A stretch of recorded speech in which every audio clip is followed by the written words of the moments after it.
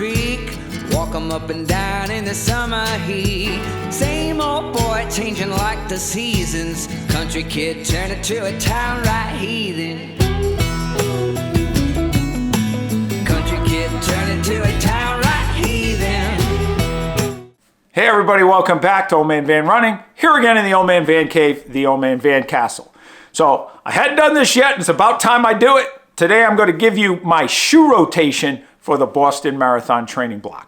So basically in my training, I have long and easy runs. I have long runs where I'm picking up the pace, maybe progression runs or 3-1 long runs. So I need a little bit more responsiveness in my shoes. Then I've got those middle distance runs like my 9-10 mile runs middle of the week. Got my speed work on Tuesdays and Thursdays. And I've got just my very short recovery runs. So as you know, I've been purchasing some new stability running shoes, and I've already reviewed recently the New Balance Vongo V6 and the Brooks Glycerin GTS 21. And another stability shoe I just received, and I did my first run, a marathon paced 8-mile run last week, that is the Saucony Guide 17. So let's get right into my shoe rotation. First of all, the long run shoe. So the great thing about shoes today is more and more of these shoes are becoming more and more versatile. However, for long, easy runs in this training block, that is going to be primarily the Brooks Glycerin GTS 21. As you saw in my first impressions video, it's not as responsive as the Glycerin GTS 20. It's a relatively heavy shoe. It's over 10 ounces. And it doesn't feel that responsive. Good thing is it's got plenty of stack height here and has plenty of cushioning. So it's the perfect shoe for those easy days, those long runs. I'm gonna wear these tomorrow on a 15-mile long run. It's the perfect kind of shoe to kind of let your legs recover, not get too tired. It's got enough cushioning there and just get you through those long, steady, easy runs. Next, we have the Vongo V6 from New Balance. I really like this shoe. This shoe is kind of, like I said, shoes are getting more versatile, right? This shoe has plenty of stack height and cushioning. And, you know, it's not the lightest shoe in the world. It's not the heaviest, but it has this kind of plastic plate in there that gives it a little more responsiveness. The Fresh Foam X midsole material is a little more bouncy than, say, in the Glycerin GTS 21. So this shoe right here is kind of that middle ground. I can use this shoe for long runs, easy runs, but I can also pick up the pace a little bit. So this is the perfect option for when I want to get out and do a progression long run, or I want to do a 3-1 long run where at the first 3/4 of the run or easy to moderate pace, and then I pick it up close to marathon pace for the last quarter. So this is a really good option for that. So for tomorrow's easy long run, that'll be the Glycerin GTS 21. Next week when I have to do a more up-tempo long run, that'll be the Vongo V6.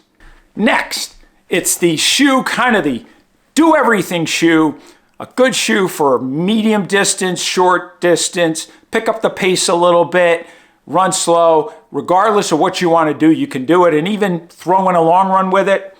That is the brand new Saucony Guide 17.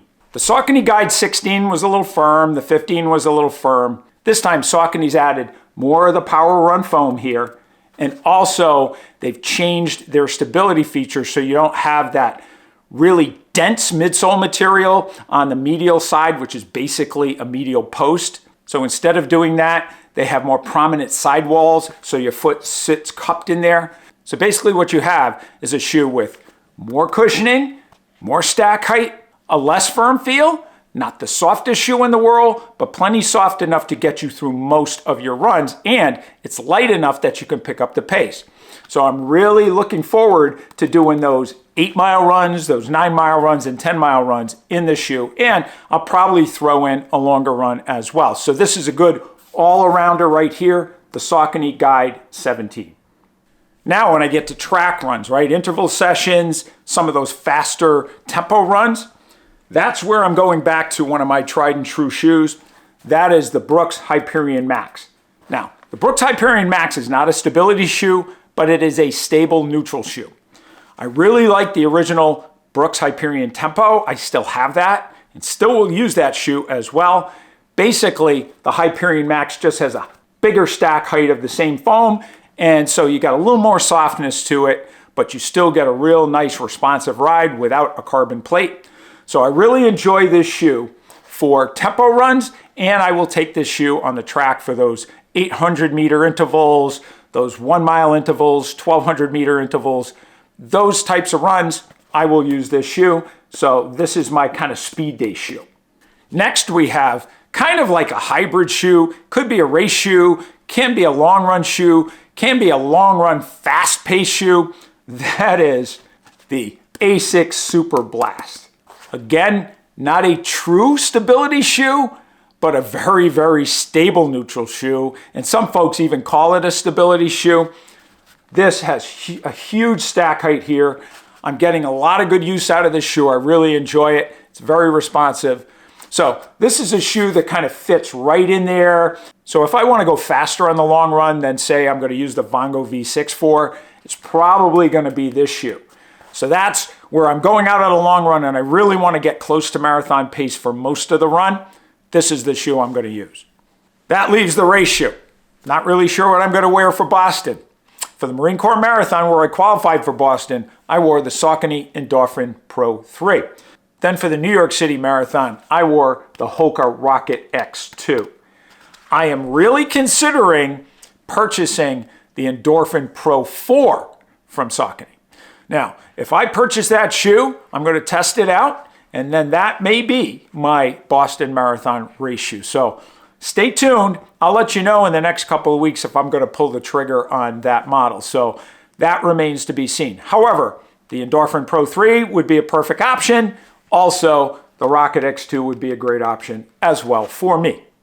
So there you have my Boston Marathon training block shoe rotation. Just a quick summary for my long run shoe and my easy day shoe. It's the Brooks Glycerin GTS 21. For those long runs where I want to pick up the pace a little bit, so 3-1 runs and maybe progression runs, it's going to be the New Balance Vongo V6. For the everyday shoe, medium distance runs, short distance runs, semi-long runs, that is going to be the Saucony Guide 17. For my speed days, so tempo runs, track workouts, it's going to be the Brooks Hyperion Max. And for those medium distance to long distance, really fast runs, it's going to be the ASICS Super Blast. So if you have any questions about the shoe rotation, how I came up with this shoe rotation, please leave your questions in the comments section below and I definitely will respond to you. So I hope you enjoyed this video. If you got to this point, that's really good. Make sure you hit the thumbs up button. If you haven't subscribed already, as always, please hit the subscribe button and that notification bell so you'll get notified when more videos are posted. Comments, comments, comments, any and all comments really do help my channel. And as always, if you have friends, running pals, buddies, whatever, anybody that you know that might enjoy the Old Man Van Running channel, please let them know. So thanks again for watching. And remember, lace up those shoes and let's get out on the roads. Railroad tracks run along the creek. Walk 'em up and down in the summer heat. Same old boy changing like the seasons. Country kid turning to a town right heathen. Country kid turning to a town